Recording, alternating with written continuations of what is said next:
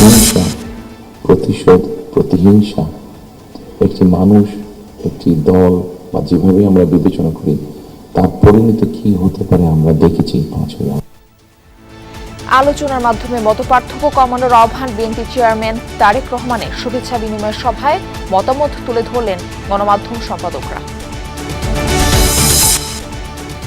নির্বাচন কমিশনের 36 জনের আপিল শুনানি নিষ্পত্তি, মনোনয়নপত্রে বৈধতা পেলেন তাসনিম জারা ও হামিদুর রহমান আজাদ। ঢাকা 9 স্বতন্ত্র প্রার্থী হিসেবে আমি যে মনোনয়নপত্র দিয়েছিলাম আমার প্রার্থিতা বৈধ ঘোষণা করা হয়েছে। গাজীপুর 3 থেকে ইনশাআল্লাহ নির্বাচন করব, আমাদেরকে বৈধতা দেওয়া হয়েছে। আওয়ামী লীগের সন্ত্রাসীদের জামিনের দায় বিচারপতিদের, তাদের অপসারণে পদক্ষেপ নেওয়া উচিত ছিল প্রধান বিচারপতির, মন্তব্য আসিফ নজরুলের।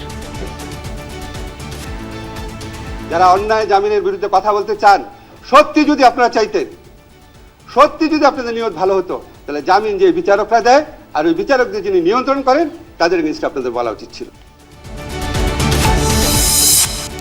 স্বেচ্ছাসেবক দলনেতা মোসাব্বির হত্যায় সন্দেহভাজন পরিকল্পনাকারী ও শুটার সহ 3 জন আটক, মানিকগঞ্জ গাজীপুরে অভিযান চালায় ডিবি। গেল বছর সড়ক দুর্ঘটনায় প্রাণ হারিয়েছেন 7,359 জন, আহত 16,000-এর বেশি। সবচেয়ে বেশি দুর্ঘটনা ঢাকায়, বরিশালের সর্বনিম্ন।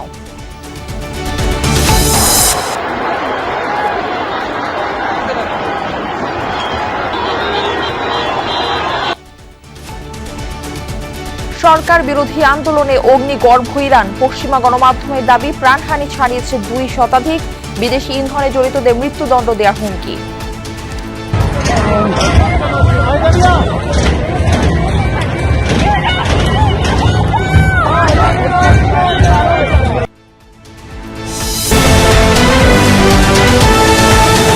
দর্শক, আমন্ত্রণ দুপুরে বাংলাদেশে। আপনাদের সঙ্গে রয়েছে আমি মারফি রহমান। এতক্ষণ শিরোনাম দেখছিলেন, এবার বিস্তারিত সংবাদ জানাবো।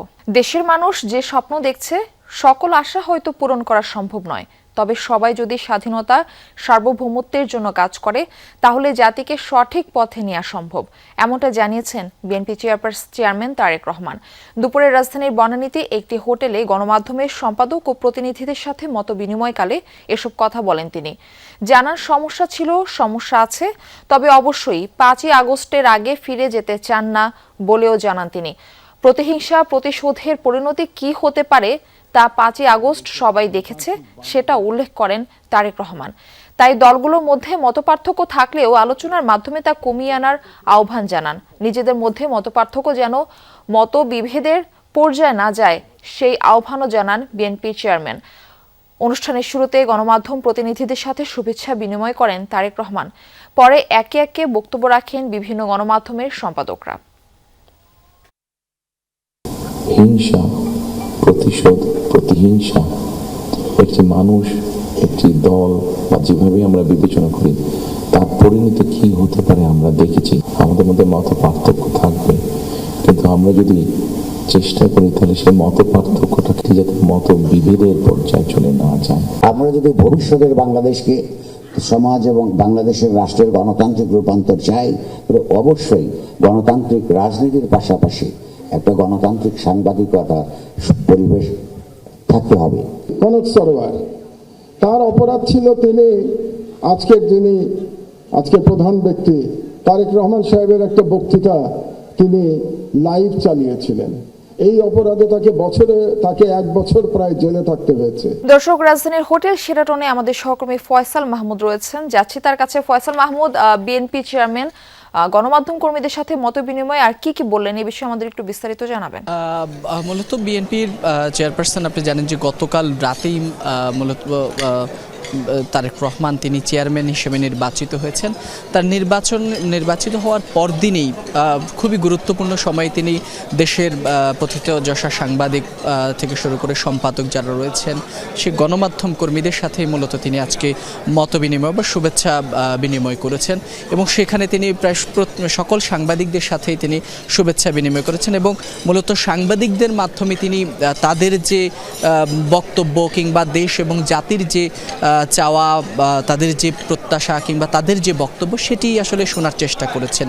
মূলত সেখানে সকল সাংবাদিকই তাদের কথাগুলো বলেছেন, বিগত ফ্যাসিবাদী আমলে কি হয়েছে, কিভাবে তারা নির্যাতনের শিকার হয়েছেন, কিংবা তখনকার গণমাধ্যমের কেমন পরিবেশ ছিল, সেই সকল কিছুই আজকে তুলে ধরেছেন। সেই সাথে তিনি সাংবাদিক মাধ্যম আগামী দিনের সাংবাদিকতা যাতে কোনো প্রতিবন্ধকতার মুখে না পড়েন, কিংবা বিগত সময়ের মতো যাতে সংবাদ মাধ্যম যাতে আবারও প্রতিবন্ধকতার শিকার না হন, সেই প্রত্যাশাও তারেক রহমানের কাছে তারা তুলে ধরেছেন।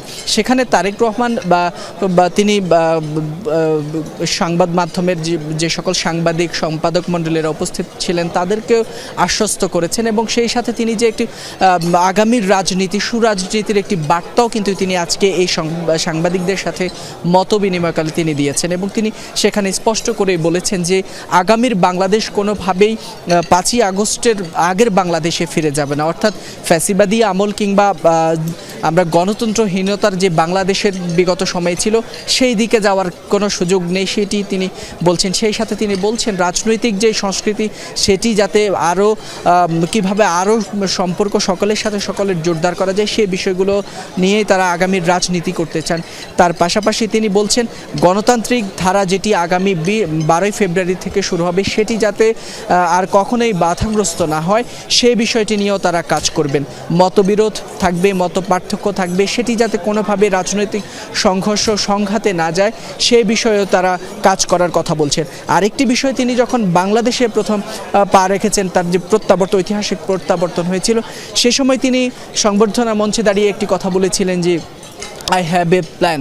তার সেই পরিকল্পনার বিষয়টিও আজকে গণমাধ্যমের ব্যক্তিবর্গরা জানতে চাওয়ার চেষ্টা করেছেন, যেহেতু সেই বিষয়টি আসলে সেভাবে উপস্থাপন করা হয়নি। তো সে বিষয়ে তিনি আজকে কিছুটা এখানে খোলাসা করেছেন, তার যে বাংলাদেশ নিয়ে, ভবিষ্যৎ রাজনীতি নিয়ে, বাংলাদেশের অর্থনীতি নিয়ে তার যে পরিকল্পনা, সেই সব বিষয়ে তিনি কিছুটা হলেও এখানে ধারণা দেওয়ার চেষ্টা করছেন আগামীর বাংলাদেশকে এগিয়ে নেওয়ার। তো মারফি, এই ছিল এখান থেকে। ধন্যবাদ আপনাকে। নির্বাচন কমিশনে চলছে ত্রয়োদশ জাতীয় সংসদ নির্বাচনে প্রার্থীদের করা আপিল নিষ্পত্তির শুনানি। আজ বিকেল 5টা পর্যন্ত মোট 70 জনের আবেদনের উপর শুনানি হবে। এ পর্যন্ত 36 জনের আপিল শুনানি নিষ্পত্তি হয়েছে। মনোনয়নপত্রে বৈধতা পেয়েছেন 26 জন। নাম মঞ্জুর হয়েছে 4 জনের আবেদন এবং অপেক্ষমান রাখা হয়েছে 6 জনের আপিল আদেশ।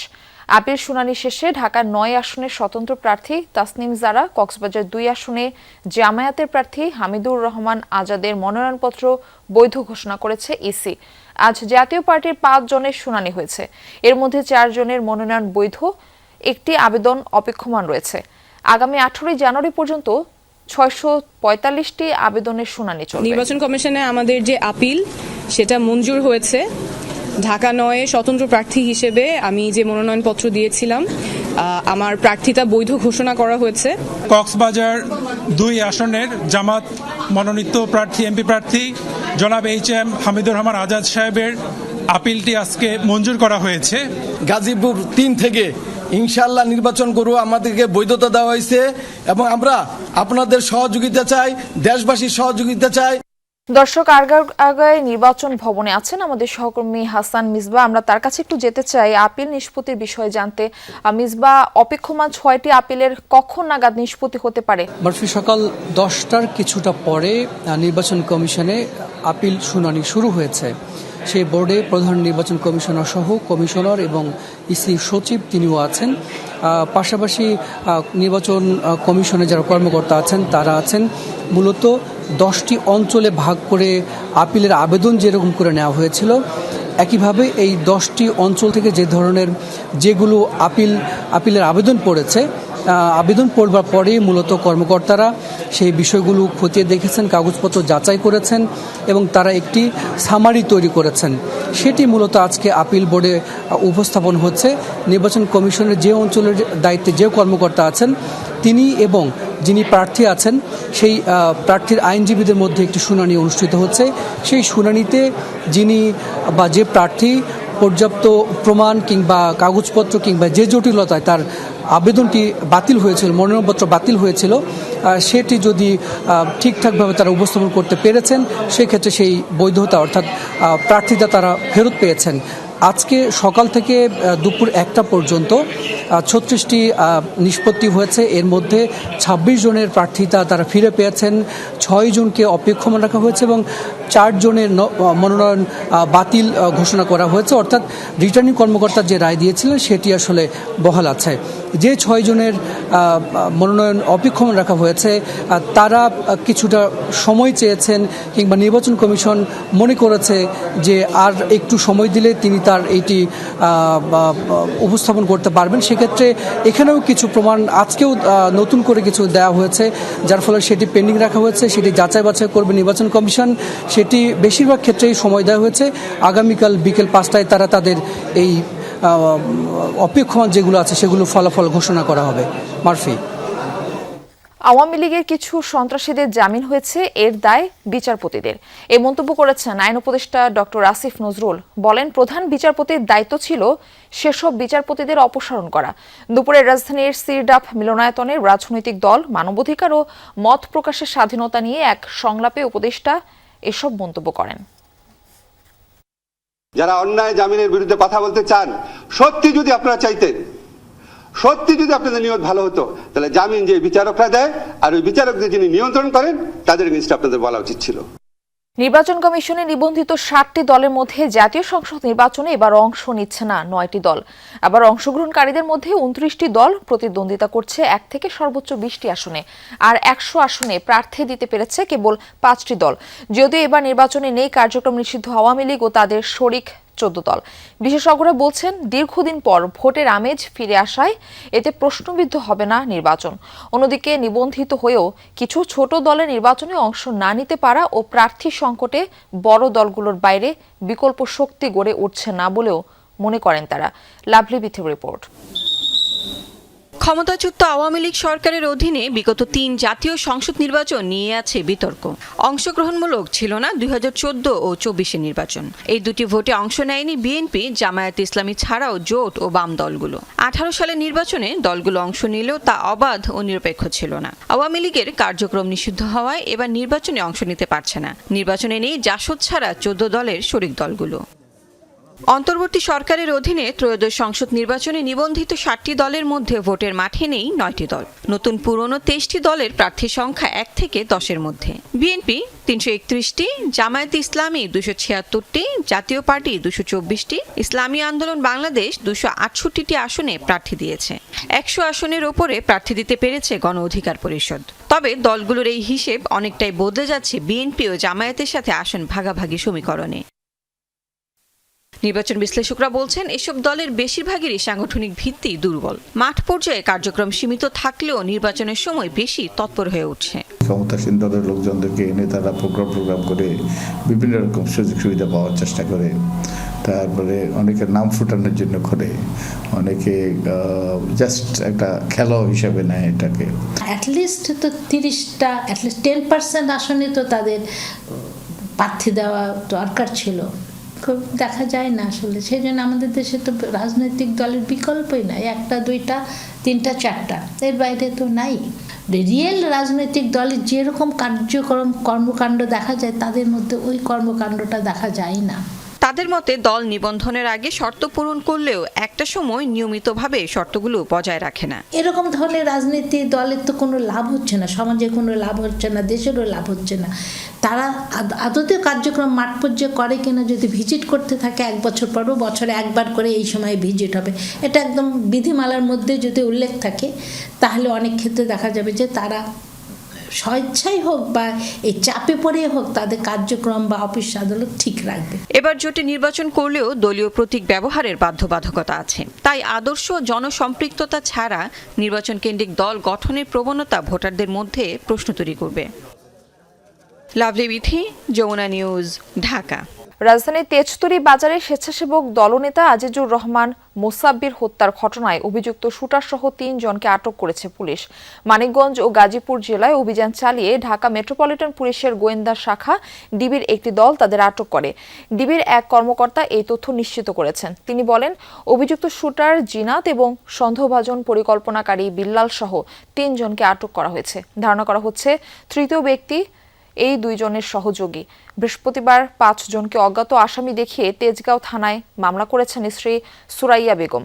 একই সাথে জানান, বারবারই মৃত্যু শঙ্কার কথা জানিয়েছিলেন মোসাব্বির। অন্তর্বর্তী সরকার জুলাই হত্যাকাণ্ডের বিচারের অনীহা দেখাচ্ছে, এমন অভিযোগ তুলেছে জুলাই 24 শহীদ পরিবারের সোসাইটি। সকালে জাতীয় প্রেস ক্লাবে হওয়া সংবাদ সম্মেলনে এই অভিযোগ করেন তারা। বলেন, শহীদ ও আহতদের পরিবারকে আইনি সহযোগিতা দিতে সরকার ব্যর্থ। এ সময় শহীদ পরিবারের সদস্যরা তাদের স্বজনদের হত্যার বিচারের দাবি জানান।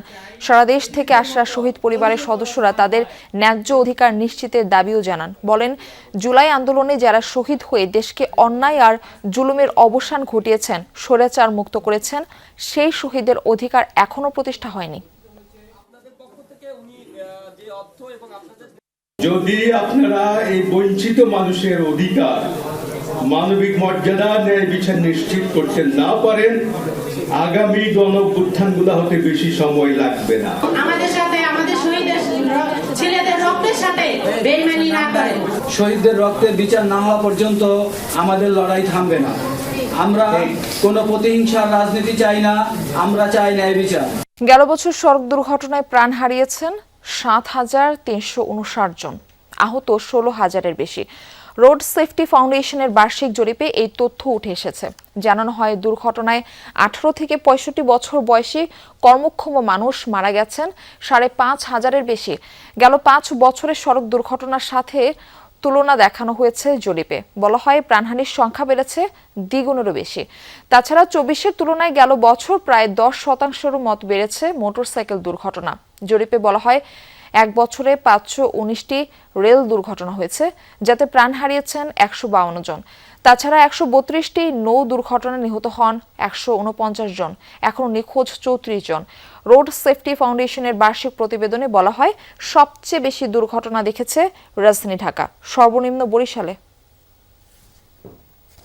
বলতে পারেন, ঢাকায় এখন কত ধরনের রিক্সা চলে? কোনোটা পায়ে চালিত, তো কোনোটা ব্যাটারিতে। এর কোনোটি পরিচিত টেসলা নামে, আবার কোনোটির নাম অটো বা ইজি বাইক।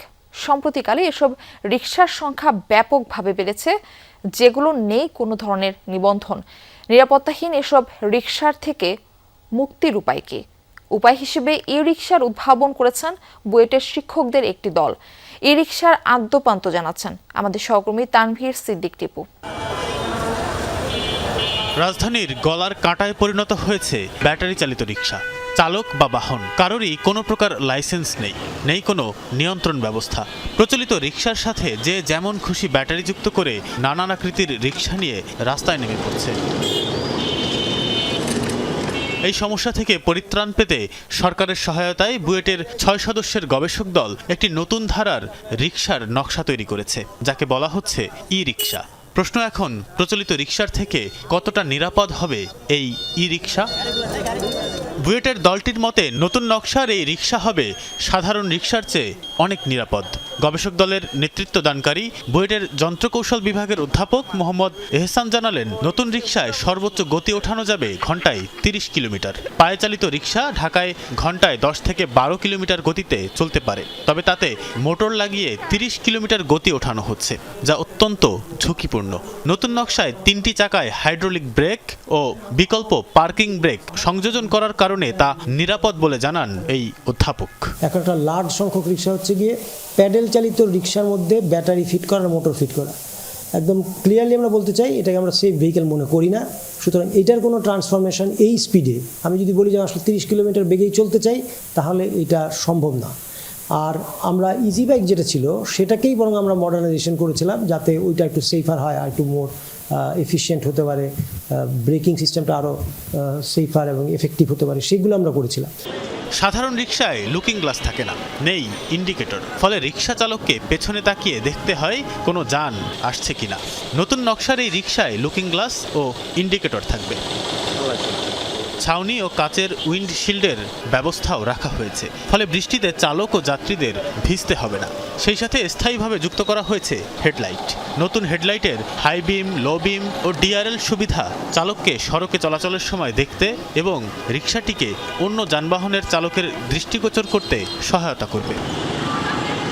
ঢাকার 2 সিটি কর্পোরেশন বলছে কোন এলাকায় ই রিক্সা চলবে তা নির্ধারণ করে দেবে সরকার।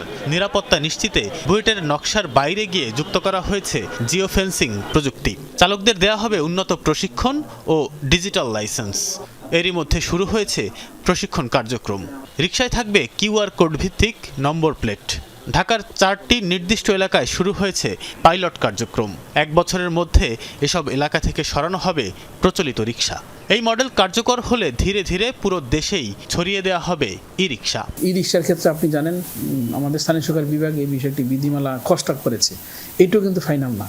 তো যেহেতু ফাইনাল না, সব কিছু কিন্তু এখন আমাদের র অবস্থা আছে। তো র অবস্থা থাকার কারণে আমরা এই পরীক্ষামূলকভাবে চালু করেছি। মন্ত্রণালয়ের সিদ্ধান্ত একবার হয়ে গেছিল যে এগুলো সব উঠে যাবে, ই রিক্সাগুলো সব ইন করবে, কিন্তু পরে আবার উপদেষ্টা পরিষদ থেকে যেটা জানানো হয়েছে যে না, এত মানুষকে একসাথে এইভাবে আপনারা অনিশ্চয়তার মধ্যে দিতে পারি না। এটা সেই কারণে মানবিক দিকগুলো বিবেচনা করে পর্যায়ক্রমে ফেজ আউটের কথা বলা হয়েছে। নগরবিদরা বলছেন নাগরিকদের নিরাপত্তার পাশাপাশি চালকদের জন্য যেন নতুন রিকশা সাশ্রয়ী হয় তাও নিশ্চিত করতে হবে। রিকশা তৈরি ও ব্যবস্থাপনায় অতিরিক্ত খরচের খড়গ যেন যাত্রীদের উপর নেমে না আসে। সামগ্রিক ট্রান্সপোর্ট সিস্টেমের সাথে এই ই রিকশার ইন্টিগ্রেশন দরকার, এবং তার সাথে আমরা বর্তমানে যারা চড়ছি এবং যারা এটা চালায় সবার ভাগ্যের সাথে জড়িত। এই জন্য পুরো বিষয়টা নিয়ে আলোচনা করে এই রিকশাকে আমরা আমাদের পরিবহন ব্যবস্থায় হয়তো আমরা সেভাবে আত্মীকরণ করতে পারবো। রাস্তা থেকে প্রচলিত রিকশা সরিয়ে শৃঙ্খলা ফেরাতে এই ই রিকশা কতটা কার্যকর ভূমিকা পালন করতে পারে তা যাচাইয়ে পাইলট কার্যক্রমের ফলাফলের দিকেই এখন দৃষ্টি সরকার ও নগরবাসীর। তানফির সিদ্দিক, টিপু, যমুনা নিউজ, ঢাকা। গভর্নর হিসেবে হইনি, উপদেষ্টা হিসেবেও ব্যর্থ হব না, এমন দাবি করেছেন অর্থ উপদেষ্টা ডক্টর সালেউদ্দিন আহমেদ। মূল্যস্ফীতি নিয়ন্ত্রণের জন্য ব্যবসায়ীদের সহযোগিতা করার আহ্বান জানান তিনি। সকালে ব্যাংক অ্যালামনাকের মোড়ক উন্মোচন অনুষ্ঠানে তিনি এই আহ্বান জানান। এদিকে অর্থনীতি ভঙ্গুর অবস্থা থেকে উন্নতি হলেও সন্তোষজনক পরিস্থিতিতে আসেনি বলে মন্তব্য করেন সাবেক উপদেষ্টা ডক্টর হোসেন জিল্লুর রহমান। দেশের ব্যাংকিং ব্যবস্থা অনেকটাই স্থিতিশীল অবস্থায় আছে, যদিও বর্তমান বাস্তবতায় ব্যাংক ঋণের সুদহার এখনই কমানো সহজ নয়। ব্যাংক অ্যালামনাকের 7ম সংস্করণের প্রকাশনা অনুষ্ঠানে এমন মন্তব্য করেন অর্থ উপদেষ্টা ডক্টর সালেউদ্দিন আহমেদ। গভর্নর হিসেবে ব্যর্থ হয়নি, অর্থ উপদেষ্টা হিসেবেও ব্যর্থ হব না, এমন মন্তব্য করে বলেন বাংলাদেশকে সামনের দিকে নিয়ে যাওয়াটাই এখন সবচেয়ে বড় চ্যালেঞ্জ। ব্যবসায়ী সমাজের সহযোগিতা ছাড়া মূল্যস্ফীতি নিয়ন্ত্রণ করা সহজ নয় বলে জানান তিনি। এখন যদি আপনি দেখেন ইনফ্লেশন বেড়ে গেছে, 0.25 বেড়ে গেছে। ইনফ্লেশনটা খুব সেন্সিটিভ জিনিস আয়াগিরি, কিন্তু ইনফ্লেশন কিন্তু শুধু monetary policy, bank rate, policy rate বাড়িয়ে কন্ট্রোল করা যায় না, আর সাপ্লাই দিয়ে অনেক সময় কন্ট্রোল করে। আমি সেটা সবসময় বলি ইনফ্লেশন এই যে পলিটিক্যাল ডাইমেনশন, কমিউনিটি, তারপর যারা হোলসেলার, ট্রেডার এবং রিটেলার, তাদেরকে তো সহযোগিতা করতে হবে। ভঙ্গুর অবস্থা থেকে দেশের অর্থনীতির কিছুটা উন্নতি হলেও সন্তোষজনক নয় বলে মন্তব্য করেন সাবেক তত্ত্বাবধায়ক সরকারের উপদেষ্টা ডক্টর হোসেন জিল্লুর রহমান। মোটামুটি চলছে, এই উত্তর বাংলাদেশের জন্য একেবারে গ্রহণযোগ্য নয়। বাংলাদেশের জন্য আজকে main and only concern has to be the speed of progress. মোটামুটি চলছে, বহু দেশ আছে, দ্রুত উন্নত করছে কিনা। ব্যাংকিং ব্যবস্থার বেহাল দশার জন্য বিগত সময়ে বাছ বিচার না করেই লাইসেন্স দেওয়াকেই দুষলেন ব্যাংকাররা। মাসুদুজ্জামান রবিন, যমুনা নিউজ, ঢাকা। সাপ্তাহিক ছুটির দিনে ঢাকা আন্তর্জাতিক বাণিজ্য মেলায় রয়েছে ক্রেতা দর্শনার্থীদের সমাগম। মেলার খবরাখবর জানাতে আমাদের সঙ্গে যুক্ত হচ্ছেন আমাদের সহকর্মী জয়নাল আবেদিন। জয়, যাচ্ছি তার কাছে। জয়, ছুটির দিনে বেচাকেনা কতটা জমজমাট, ক্রেতা দর্শনার্থীরা কি বলছেন এই বিষয়ে? মেলা মানেই হচ্ছে বহু মানুষের একত্রে মিলন, যেটি 30তম ঢাকা আন্তর্জাতিক বাণিজ্য মেলার উদ্বোধনের পর থেকে বৈরী আবহাওয়ার কারণে খুঁজে পাওয়া যাচ্ছিল না, কিন্তু গতকাল সাপ্তাহিক প্রথম ছুটির দিনে কিন্তু মানুষের ঢল নামে বাণিজ্য বাণিজ্য মেলা অঙ্গনে এবং দিন শেষে কিন্তু কাল লক্ষাধিক মানুষের সমাগম হয় ঢাকা আন্তর্জাতিক বাণিজ্য মেলা এবং সেই ধারাবাহিকতা কিন্তু আজও বজায় রয়েছে। আপনি দেখতে পাচ্ছেন যে আমার সামনে প্রচন্ড ভিড়। আমি যদি একটু বলি যে বাণিজ্য মেলার যে 20 একর জমির উপর পূর্বাচলের স্থায়ী ভেন্যু রয়েছে সেখানে এখন লোকের লোকারণ্য। আপনি জানেন দুপুরের দিকে সাধারণত একটা মধ্যাহ্ন বিরতি থাকে, কিন্তু সেটি কিন্তু আজ একেবারেই চোখে পড়ছে না। ছুটির দিন, সে কারণে পরিবার পরিজন নিয়ে কিন্তু সবাই মেলা প্রাঙ্গণে ছুটে এসেছেন। বিশেষ করে কর্মজীবী মানুষ, তারা কিন্তু এই ছুটির দিনটিতে তাদের প্রয়োজনীয় জিনিসটি মেলায় ক্রয় করতে এসেছেন এবং অনেকে দেখতে এসেছেন, অনেকে পছন্দ করছেন। তাছাড়া মেলায় কিন্তু 2টি শিশু পার্ক এবার বরাদ্দ দেওয়া হয়েছে। অনেকে তাদের সন্তানদের নিয়ে কিন্তু অভিভাবকরা এসেছেন এবং বিভিন্ন রাইডে তাদের চড়াচ্ছেন। তারা কিন্তু আনন্দ উপভোগ করছেন। আপনার চারদিকেই দেখা যাচ্ছে যে উৎসবের একটি আমেজ কিন্তু ছড়িয়ে পড়েছে এবং আয়োজক ব্যবসায়ীরা কিন্তু এতে দারুণ খুশি এবং তারা কিন্তু এই ভিড়টিকে দারুণভাবে উপভোগ করছেন। তারা কিন্তু চাচ্ছেন যে এই ধারাবাহিকতার ব্যাঘাত না ঘটুক এবং মেলায় যেন কর্মদিনও এই ধরনের ভিড় থাকে এবং মানুষের আগমন ঘটতে থাকে, সেই প্রত্যাশা আসলে বরাবর এই ব্যবসায়ীদের থাকে এবং তারা কিন্তু এই দুদিনে অনেক সন্তুষ্ট এবং তারা প্রত্যাশা করছেন সামনের দিনগুলোতে কিন্তু আরো মেলায় দিন যত গড়াবে লোক তত বাড়বে। আর তাছাড়া আপনি জানেন যে বাণিজ্য মেলা থেকে কিন্তু একটি বৈদেশিক রপ্তানি আদেশ আসে। এবার কিন্তু 60টি বাংলাদেশি পণ্যকে ডিসপ্লে করেছে ইপিবি এবং সেখান থেকে একটি বড় বৈদেশিক রপ্তানি আদেশ আসবে বলে কিন্তু তাদের ধারণা, যে কারণে মেলায় কিন্তু এবার আয়োজনের কোনো ধরনের ঘাটতি তারা রাখেনি। পাশাপাশি সার্বিক নিরাপত্তার যে বিষয়গুলো রয়েছে এবং পণ্যের মান নিয়ন্ত্রণের বিষয়গুলো রয়েছে সেদিকেও কিন্তু তাদের কঠোর নজরদারি রয়েছে এবং তারা প্রত্যাশা করছেন এবারও একটি বড় রপ্তানি আদেশ আসবে বাণিজ্য মেলা থেকে। মারফি। জয়, ধন্যবাদ আপনাকে। যুক্তরাষ্ট্রে প্রবাসী বাংলাদেশিদের জন্য অর্থ পাঠানোর নিয়মে এসেছে বড় পরিবর্তন। এখন থেকে ক্যাশ বা চেকে অর্থ পাঠালে গুনতে হবে বাড়তি 1% ট্যাক্স। তবে ডিজিটাল মাধ্যমে লেনদেনে মিলবে ছাড়। এই নতুন নিয়ম নিয়ে প্রবাসীদের মাঝে তৈরি হয়েছে বিভ্রান্তি। আটলান্টিকের ওপারে স্বপ্নের দেশ যুক্তরাষ্ট্রে বর্তমানে প্রায় 5 লাখ বাংলাদেশি বসবাস করছেন। নিউ ইয়র্ক, মিশিগান কিংবা টেক্সাস, প্রতিটি অঙ্গরাজ্যেই বাড়ছে বাঙালিদের কর্মতৎপরতা, আর তাদের কষ্টার্জিত আয়ে সমৃদ্ধ হচ্ছে বাংলাদেশের অর্থনীতি। বিদায়ী বছরে প্রবাসীরা প্রায় $33 বিলিয়ন রেমিটেন্স পাঠিয়েছেন, যার একটি বিশাল অংশ এসেছে যুক্তরাষ্ট্র থেকে। পরিসংখ্যান বলছে রেমিটেন্স আহরণে এখন সৌদি আরবের পরেই যুক্তরাষ্ট্রের অবস্থান। তবে চলতি বছরের শুরু থেকেই অর্থ পাঠানোর নতুন এক নিয়ম দুশ্চিন্তায় ফেলেছে মার্কিন প্রবাসীদের। আপনি over the counter in person থেকে যদি ক্যাশ ডিলিংস করেন, সেই ক্ষেত্রে আপনার এই ট্যাক্সের আওতাভুক্ত আপনি। সেই ক্ষেত্রে যারা নন ইউএস সিটিজেন তাদেরকে 1% ট্যাক্স দিতে হবে। ইভেন যারা সিটিজেন তারাও 1% ট্যাক্স দিবেন। সংশ্লিষ্টরা জানাচ্ছেন, ব্যাংক অ্যাকাউন্ট, ডেবিট কার্ড কিংবা মোবাইল অ্যাপের মতো ডিজিটাল মাধ্যমে অর্থ পাঠালে বাড়তি ট্যাক্স দিতে হবে না। অর্থাৎ ঘরে বসে স্মার্টফোনে অর্থ পাঠালে আগের মতোই খরচ থাকবে, বরং ব্যাংকিং চ্যানেলে পাঠালে 2.5% প্রণোদনা দেবে বাংলাদেশ ব্যাংক। আপনি ডেবিট কার্ড দিয়ে টাকা ছাড়বেন, কোনো ধরনের কোনো ট্যাক্স লাগবে না, ঠিক আছে? 1% ট্যাক্স অ্যাপ্লিকেবল না। আপনি জাস্ট এটা ফি আগের মতো দিয়েছেন, ওই ফিটাই দিবেন। এবং ডেবিট কার্ড দিয়ে টাকা ছাড়লে এটা আপনার জন্য সব দিক থেকে সেফ, কারণ কমপ্লায়েন্স একটা ইস্যু হয়, ঠিক আছে? যখন আপনি ক্যাশ ট্রানজাকশন ছাড়বেন, একটা সার্টিন অ্যামাউন্ট ছাড়লে কমপ্লায়েন্স জানতে চায় টাকাটা কোথায় পাইছেন, কিভাবে হয়েছে, কিভাবে নিয়ে আসছেন। পরিবার পরিজন যারা বাংলাদেশে আছে তাদেরকে টাকা পাঠাতে এখানে $5-10 যদি এক্সট্রা ফি দিতে হয়, তাহলে আমার মনে হয় না কেউ মানে এটা পাঠানো বাদ দিয়ে দেবে। তবে কিছুটা তো বার্ডেন অবশ্যই পড়বে। অর্থনীতিবিদরা মনে করেন এ ধরনের ট্যাক্স আরোপের খুব একটা প্রভাব পড়বে না রেমিটেন্স প্রবাহে। আমেরিকা থেকে প্রচুর রেমিটেন্স বাইরে যায়, তো তারা একটা সামান্য ট্যাক্স দিয়ে দিচ্ছে এটা রাজস্ব বাড়াবার জন্য। 1% যদি খুব বেশি না, তবু একটা নেগেটিভ ইম্প্যাক্ট। কিন্তু এতে আমাদের যে রেমিটেন্স আসছিল আমেরিকা থেকে আমাদের খুব একটা কমবে না। বিশেষজ্ঞরা বলছেন, না জেনে ভুল পদ্ধতিতে অর্থ পাঠালে প্রবাসীরা অজান্তেই বাড়তি খরচের মুখে পড়বেন।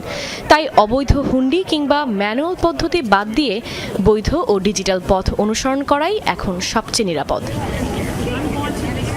কাশফিয়া রুহি, যমুনা নিউজ। কাল পরশুর মধ্যে জামায়াত জোটের চূড়ান্ত আসন সংখ্যার ঘোষণা আসবে, এমনটা জানিয়েছেন শরিক এনসিপির আহ্বায়ক নাহিদ ইসলাম। ইউরোপিয়ান ইউনিয়নের মুখ্য নির্বাচন পর্যবেক্ষক আইভার্স ইজাবসের সঙ্গে বৈঠক শেষে এই কথা জানান তিনি। বলেন, নির্বাচন পর্যবেক্ষণে বড় টিম পাঠাচ্ছে ইউরোপীয় জোট, কারণ বাংলাদেশের সুষ্ঠু নির্বাচন দেখতে চায় তারা। নিরপেক্ষভাবে কাজ করবে ইইউ প্রতিনিধিরা। বৈঠকে লেভেল প্লেইং ফিল্ড নিয়ে শঙ্কার কথা জানিয়েছে এনসিপি। নাহিদ বলেন, বিশেষ একটি রাজনৈতিক দলকে নিরাপত্তা দিচ্ছে সরকারি কর্মকর্তারা, যে কারণে গণমাধ্যম ও জনগণের কাছে ভুল বার্তা যাচ্ছে। তার আশঙ্কা, ওসমান হাদির খুনিদের গ্রেফতার করা না গেলে আরও বেশি নিরাপত্তাহীন হয়ে পড়বে ভোটের পরিবেশ। নির্বাচন কমিশনের বিরুদ্ধে পক্ষপাতের অভিযোগ তুলেন এনসিপির আহ্বায়ক। বলেন, ঋণ খেলাপিদেরও মনোনয়ন বৈধ করছে ইসি। বিশেষ রাজনৈতিক দলকে সরকারিভাবে বিশেষ সুযোগ সুবিধা, বিশেষ প্রোটোকল দেওয়ার মাধ্যমে এক ধরনের সিগন্যালিং করা হচ্ছে, এবং যেটা লেভেল প্লেইং ফিল্ডে বাধা তৈরি করতে পারে, এটার অসম অবস্থা তৈরি করতে পারে। কারণ প্রশাসনের বিভিন্ন স্তরে কিন্তু এইটা এক ধরনের মেসেজ যায় যে সরকার কার পক্ষে আছে। আনন্দ উচ্ছ্বাসে অনুষ্ঠিত হয়ে গেল ঢাকা মর্নিং ফেস্ট। 550 মানুষ দৌড়েছেন, ভেসেছেন সঙ্গীতের সুরে। ভোরবেলার এমন ব্যতিক্রমী আয়োজনে মুগ্ধ অংশগ্রহণকারীরা। এই আয়োজনের মিডিয়া পার্টনার ছিল যমুনা টেলিভিশন। উদ্যমী একদল মানুষের পায়ের ছন্দে ভোরেই মুখর হাতির ঝিল। সবার মাঝেই বাড়তি উৎসাহ জুগিয়েছে আনন্দের খোরাক। ঢাকা মর্নিং ফেস্ট নামের মতোই আয়োজনটা ব্যতিক্রম। প্রথাগত দৌড় ছাড়া ছিল চমকপ্রদ কিছু আয়োজন। It's very colorful. একদম পুরো একটা মেলার মতন, একটা পিঠা উৎসবের মতন। It has all elements are segment, যেন রানটা অনেক enjoyable হোক for everyone. মর্নিং ফেস্ট অনেক এক্সাইটিং ছিল, marathon my first time, but it was exciting. প্রত্যেকটা রানারের আলাদা করে চিন্তা থাকে যে আগের দিনে যেই সময়ের মধ্যে তিনি শেষ করেছেন, আজকের দিনও তার চেয়ে আরেকটু যেন কম লাগে, সেই চ্যালেঞ্জটা থাকে সবচেয়ে গুরুত্বপূর্ণ। দৌড় শুরুর পরেই সুরের মূর্ছনায় ভাসেন অংশগ্রহণকারীরা। হাতির ঝিলের এমপি থিয়েটার মাথায় শাওন গানওয়ালা এবং সুফিতানের পরিবেশনা। এই ইভেন্টটা খুবই মজা লাগছে, আমাদের ভালো লাগছে, কারণ একটা রানের পরে যে একটা পোস্ট অ্যামেজমেন্ট, এটা খুবই মানে অ্যামেজিং। আমাদের যে মেন্টাল স্ট্রেস, এটা কমানোর জন্য এইসব আয়োজন আরো বড় ভূমিকা পালন করবে। অন্য সময় রান করে চলে যাওয়া হয়, বসা খুব কম হয়, আজকে আমরা বসেছি এবং আমরা আসলে খুব এনজয় করছি। আয়োজকরা জানান, দিন দিন স্বাস্থ্য সচেতন হচ্ছেন নগরীর বাসিন্দারা। তাদের বাড়তি কিছুটা আনন্দ দিতেই ভিন্নধর্মী এই উদ্যোগ। নিজের স্বাস্থ্যের পাশাপাশি যদি একটু মেন্টাল হেলথের দিকে একটু চিন্তা করি, তাহলে শুধু রানের পাশাপাশি আমি যদি একটু গান শুনি, একটু অন্যরকমভাবে শুনি সকালবেলাটা, তাহলে আমাদের মেন্টাল হেলথেরও একটা বেশ ভালো ওয়েলবিং হবে। আর শুধু রান না, আমরা ম্যারাথন বলছি না, রান বলছি। রানের পরে কিন্তু গান, ফান প্লাস এঙ্গেজমেন্ট, পিঠাপুলি, তারপরে সকালের যে শীতের আবহাওয়াটাকে পুরোটা আমরা নেওয়ার চেষ্টা করেছি। শেষে বিজয়ীদের মাঝে পুরস্কার বিতরণ করা হয়। সম্মাননা দেওয়া হয় ইভেন্ট স্পন্সর আর পার্টনার প্রতিনিধিদের হাতে।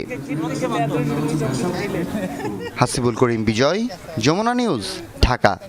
ওমানের সালালাহ এলাকায় সড়ক দুর্ঘটনায় একই পরিবারের 3 প্রবাসী বাংলাদেশি নিহত হয়েছেন।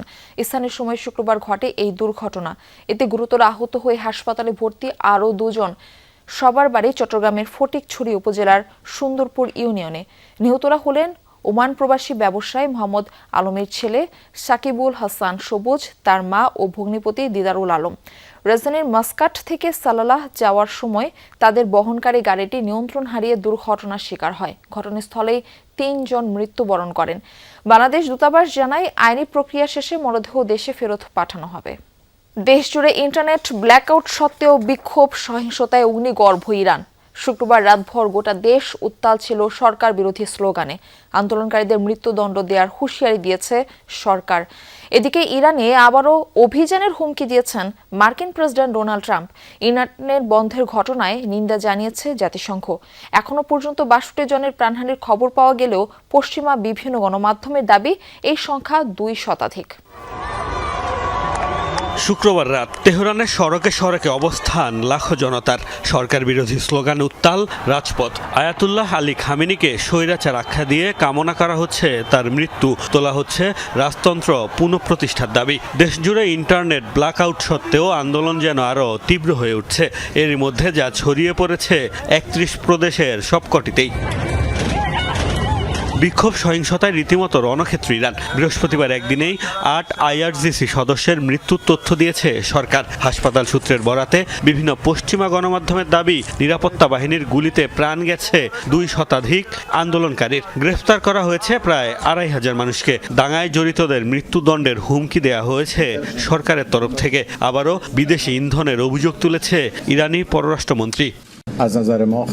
সরকার সমস্যা সমাধানের জন্য বিভিন্ন শ্রেণীর মানুষের সাথে যোগাযোগের চেষ্টা করছে। যুক্তরাষ্ট্র ও ইসরায়েল উভয়ই আনুষ্ঠানিকভাবে জানিয়েছে যে এই দাঙ্গায় তাদের হস্তক্ষেপ ও ভূমিকা রয়েছে। তারা শান্তিপূর্ণ বিক্ষোভকে দাঙ্গায় পরিণত করেছে। প্রতিদিনই ইরানের অভ্যন্তরীণ অস্থিরতায় হস্তক্ষেপের হুঁশিয়ারি দিচ্ছেন মার্কিন প্রেসিডেন্ট ডোনাল্ড ট্রাম্প। শুক্রবারও ইরানে হামলার ইঙ্গিত দিয়েছেন তিনি। ইরান বিরাট সমস্যায় রয়েছে। আমার মনে হচ্ছে মানুষ এমন কিছু শহর দখল করেছে যা কয়েক সপ্তাহ আগেও কেউ ভাবেনি। আমরা পরিস্থিতি খুব সাবধানে পর্যবেক্ষণ করছি। যদি তারা অতীতের মতো মানুষ হত্যা শুরু করে তাহলে আমরা এর সাথে জড়াবো, তাদের শিক্ষা দেব। এদিকে সরকারের বিরুদ্ধে দমনপীড়ন চালানোর অভিযোগ তুলে নিন্দা জানিয়েছে জাতিসংঘ। ইন্টারনেট ব্ল্যাকআউট ও স্থানীয় গণমাধ্যমে বিক্ষোভকারীদের সন্ত্রাসী আখ্যা দেয়ায় উদ্বেগ প্রকাশ করেছে সংস্থাটি। মোস্তফা মাহমুদ, যমুনা নিউজ। ক্যারিবীয় সাগরে ভেনেজুয়েলার আরও একটি তেলবাহী ট্যাঙ্কার জব্দ করেছে মার্কিন বাহিনী। কারাকাসের তেল রপ্তানি নিয়ন্ত্রণের অংশ হিসেবে সম্প্রতি জব্দ হওয়া 5ম ট্যাঙ্কার এটি। ট্রাম্প প্রশাসনের দাবি, উলিনা নামের ট্যাঙ্কারটি মার্কিন নিষেধাজ্ঞার আওতায় ছিল। শুক্রবার জয়েন্ট টাস্ক ফোর্সের অভিযানে কোনো সংঘর্ষ ছাড়াই জব্দ করা হয় নৌযানটি। মার্কিন বাহিনীর দাবি, পূর্ব তিমুরের পতাকা উড়িয়ে যাচ্ছিল ভেনেজুয়েলার মালিকানাধীন ট্যাঙ্কার। বহন করছিল আন্তর্জাতিক বাজারে অনুমোদনহীন নিষিদ্ধ তেল। শুরু থেকেই নজর এড়ানোর চেষ্টায় ছিল ট্যাঙ্কারটি, অভিযোগ ওয়াশিংটনের। অন্যদিকে মিনেরভা নামের আরেকটি তেলবাহী ট্যাঙ্কার ফেরত এসেছে ভেনেজুয়েলার জলসীমায়। ভেনেজুয়েলার প্রেসিডেন্ট নিকোলাস মাদুরোকে আটকের ঘটনাকে কাকতালীয় আখ্যা দিয়েছেন মার্কিন প্রেসিডেন্ট ডোনাল্ড ট্রাম্প। বলেন, এই ঘটনার ফলে খুশি হবে লাতিন আমেরিকাবাসী। হোয়াইট হাউস থেকে ফ্লোরিডা যাওয়ার সময় এই মন্তব্য করেন ট্রাম্প। দক্ষিণ আমেরিকার সবাই খুশি হবে, সবাই। আমরা যা করেছি সেটাকে আসলে কাকতালীয় বলা যায়। আর ভেনেজুয়েলাও খুশি। আমি মনে করি তারা সবাই খুশি হবে। ভেনেজুয়েলার তেলের নিয়ন্ত্রণ নিতে যেন তর সইছে না ডোনাল্ড ট্রাম্পের। লাতিন দেশটির জ্বালানি খাতে বিনিয়োগের জায়ান্ট কোম্পানিগুলোকে তাগাদা দিলেন মার্কিন প্রেসিডেন্ট। শুক্রবার হোয়াইট হাউসের 17টি শীর্ষ তেল উৎপাদক প্রতিষ্ঠানের প্রতিনিধিদের নিয়ে বৈঠক করেন তিনি। ভেনেজুয়েলায় বিনিয়োগ করলে দিয়েছেন নিরাপত্তা নিশ্চিতের আশ্বাসও। এরপরও অবশ্য পুরোপুরি ভরসা পাচ্ছে না জায়ান্ট তেল কোম্পানিগুলো। ভেনেজুয়েলার প্রেসিডেন্ট নিকোলাস মাদুরোকে তুলে নেয়ার পর বড় কোনো বাধা নেই যুক্তরাষ্ট্রের সামনে। লাতিন দেশটির তেল সম্পদের পূর্ণ নিয়ন্ত্রণ নিতে মরিয়া ডোনাল্ড ট্রাম্পের তাই কোনো রাখঢাকও নেই। যত দ্রুত সম্ভব নিজের কবজায় নিতে চান ভেনেজুয়েলার জ্বালানি খাত। শুক্রবার সে লক্ষ্যে হোয়াইট হাউসে ডাক পড়েছিল যুক্তরাষ্ট্রের জায়ান্ট তেল কোম্পানিগুলোর। উপস্থিত ছিল স্পেন ভিত্তিক রেপসল, ইতালির অ্যানি এবং সিঙ্গাপুর ভিত্তিক ট্রাফিকওয়ের সহ মোট 17টি প্রতিষ্ঠান। ভেনেজুয়েলার বিধ্বস্ত জ্বালানি খাত সংস্কারে কোম্পানিগুলোকে $100 বিলিয়ন বিনিয়োগের আহ্বান জানান ট্রাম্প। বলেন, তার প্রশাসন ঠিক করবে কারা লাতিন দেশটিতে কার্যক্রম পরিচালনা করবে। কারাকাসের সাথে নয়, বরং সরাসরি ওয়াশিংটনের সাথেই চুক্তি হবে কোম্পানিগুলোর। কিভাবে মুনাফা ভাগাভাগি হবে স্পষ্ট কোনো পরিকল্পনা না জানালেও নিরাপত্তা ইস্যুতে নিশ্চয়তা দিয়েছেন ট্রাম্প। এটা সম্পূর্ণ আলাদা ভেনেজুয়েলা। যুক্তরাষ্ট্রের জনগণ ব্যাপক লাভবান হতে যাচ্ছে, কারণ আপনারা ভেনেজুয়েলার সাথে নয়, সরাসরি আমাদের সাথে চুক্তি করতে পারবেন। আমাদের কোম্পানিগুলোর অর্থের প্রয়োজন নেই, দরকার নিরাপত্তা। ট্রাম্পের নিশ্চয়তার পরও অবশ্য পুরোপুরি ভরসা পাচ্ছে না কোম্পানিগুলো। কেউ কেউ আশাবাদ জানালেও অতীতের তিক্ত অভিজ্ঞতার কারণে সন্দিহান অনেকে। তাই কোনো প্রতিষ্ঠানই স্পষ্ট কোনো কথা দেয়নি ট্রাম্পকে। ভেনেজুয়েলা এখনো বিনিয়োগের যোগ্য নয় বলে মনে করে জায়ান্ট এক্সন মোবিল। এই মুহূর্তে দেশটিতে কার্যক্রম পরিচালনাকারী শেভরন জানিয়েছে নতুন করে টেকনিক্যাল টিম পাঠানোর কথা। ভেনেজুয়েলায় আমাদের কাজের দীর্ঘ ইতিহাস আছে। 2 বার সেখানে আমাদের মূলধন আটকে গিয়েছিল, তাই তৃতীয়বার বিনিয়োগ করতে গেলে উল্লেখযোগ্য পরিবর্তন দরকার। এই মুহূর্তে সেখানে বিনিয়োগ উপযোগী পরিবেশ নেই। 100 বছরের বেশি সময় ধরে শেভরন ভেনেজুয়েলার সাথে যুক্ত, বর্তমানে অঙ্গীকারবদ্ধ মার্কিন কোম্পানি হিসেবে গর্বের সাথে তাদের উজ্জ্বল ভবিষ্যতের জন্য কাজ করছে। বিশ্লেষকরা বলছেন ডোনাল্ড ট্রাম্প যেভাবে বলছেন ততটাও সহজ নয় ভেনেজুয়েলার জ্বালানি খাতের সংস্কার। 90-এর দশকে দৈনিক তেল উৎপাদনের শীর্ষে থাকা দেশটিকে আগের অবস্থানে ফেরাতে দরকার কয়েকশো বিলিয়ন ডলারের বিনিয়োগ। মাদুরো অপহরণের পর ভারপ্রাপ্ত প্রেসিডেন্ট ডেলসি রদ্রিগেজ বিদেশি শক্তির নিয়ন্ত্রণ মেনে নেবেন না এমন নানা কথা বলে প্রকাশ্যে ট্রাম্প প্রশাসনের নিন্দা জানালেও পর্দার আড়ালে ওয়াশিংটনকে সহায়তা করছে বলেও মনে করছেন অনেকে। Dorothy Tasrin, Jamuna news. গাজায় শান্তি প্রতিষ্ঠার লক্ষ্যে যুক্তরাষ্ট্রের গঠিত বোর্ড অব পিস এর মহাপরিচালকের দায়িত্ব নিতে যাচ্ছেন নিকোলাই স্লাদেনভ। বৃহস্পতিবার ইসরায়েলের ঘোষণার পর ওয়াশিংটনে নিশ্চিত করেছে এই তথ্য। 1972 সালে বুলগেরিয়ায় জন্ম নেওয়া এক কূটনৈতিক শুরুতে নিজ দেশের রাজনীতিতে যাত্রা শুরু করলেও পরবর্তীতে গুরুত্বপূর্ণ ভূমিকা রাখেন মধ্যপ্রাচ্যের নানা সংকট সমাধানে। আরব বসন্তের সময় বিভিন্ন আরব দেশে শান্তি ফিরিয়ে আনতে ভূমিকা রাখেন তিনি। জাতিসংঘের শীর্ষ পদেও দীর্ঘদিন কাজ করেছেন নিকোলাই। ইসরায়েলি প্রধানমন্ত্রী বেনিয়ামিন নেতানিয়াহুর সাথে করমর্দনরত এই ব্যক্তির নাম নিকোলাই স্লাদেনভ। এই কূটনীতিবিদই নেতৃত্ব দিতে যাচ্ছেন গাজায় শান্তি প্রতিষ্ঠার লক্ষ্যে গঠিত বোর্ড অফ পিসের। বৃহস্পতিবার নিকোলাইকে যুক্তরাষ্ট্রের নেতৃত্বাধীন আন্তর্জাতিক নিয়ন্ত্রক বোর্ডের মহাপরিচালক হিসেবে ঘোষণা দেন ইসরায়েলি প্রধানমন্ত্রী। এ তথ্য নিশ্চিত করেন এক মার্কিন কর্মকর্তাও। এ ঘোষণার পর থেকেই মানুষের আগ্রহের কেন্দ্রে এই ব্যক্তির পরিচয়। 1972 সালে মে মাসে বুলগেরিয়ায় জন্ম নিকোলাই স্লাদেনভের। সেখানেই কাটে তার জীবনের বড় একটি সময়। এরপর উচ্চশিক্ষার জন্য পাড়ি জমান লন্ডনে। কিংস কলেজ লন্ডন থেকে যুদ্ধবিদ্যার উপর অর্জন করেন মাস্টার্স ডিগ্রি। এরপর সোফিয়ার ন্যাশনাল অ্যান্ড ওয়ার্ল্ড ইকোনমি বিশ্ববিদ্যালয় থেকে আন্তর্জাতিক সম্পর্কের উপর করেন আরেকটি মাস্টার্স। মধ্যপ্রাচ্যের রাজনীতিতে দীর্ঘদিন ধরেই সক্রিয় 53 বছর বয়সী নিকোলাই দেখেছেন নানা উত্থান পতন।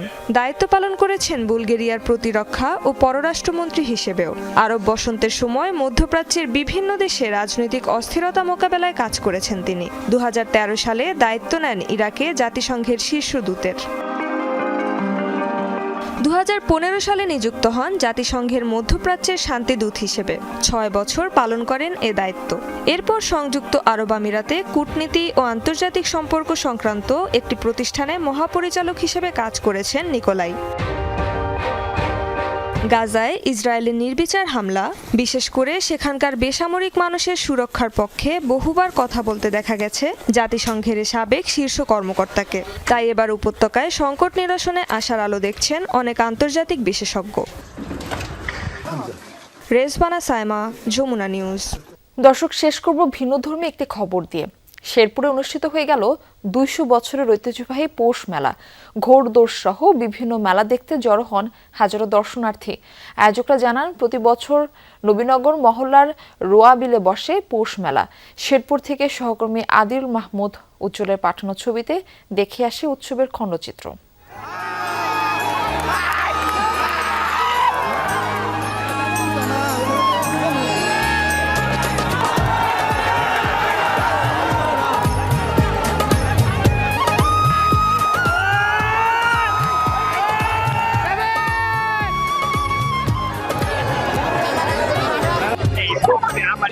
এটা ব্রিটিশের আমল থেকে পাইতেছে। আমরা ছোট লাগাতে জানি যে নবীনগর মেলা, পুষ মেলা আসলে ভালো লাগে। একটা বিনোদনের একটা জায়গা, ঘোরাদৌড় হয়, বালিশ খেলা হয়, চেয়ার খেলা হয়, তো এগুলো উপভোগ করে ভালোই লাগে।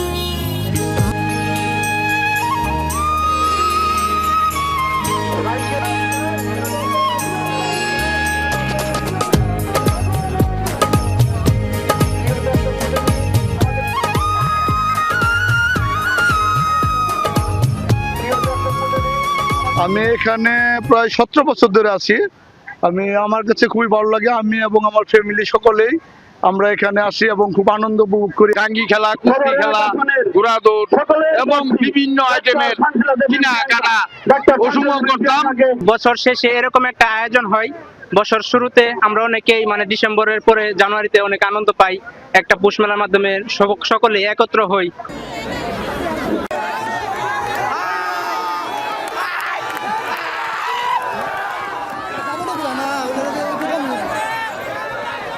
দর্শক, এই ছিল দুপুরের বাংলাদেশে। এতক্ষণ সাথে থাকার জন্য ধন্যবাদ সবাইকে।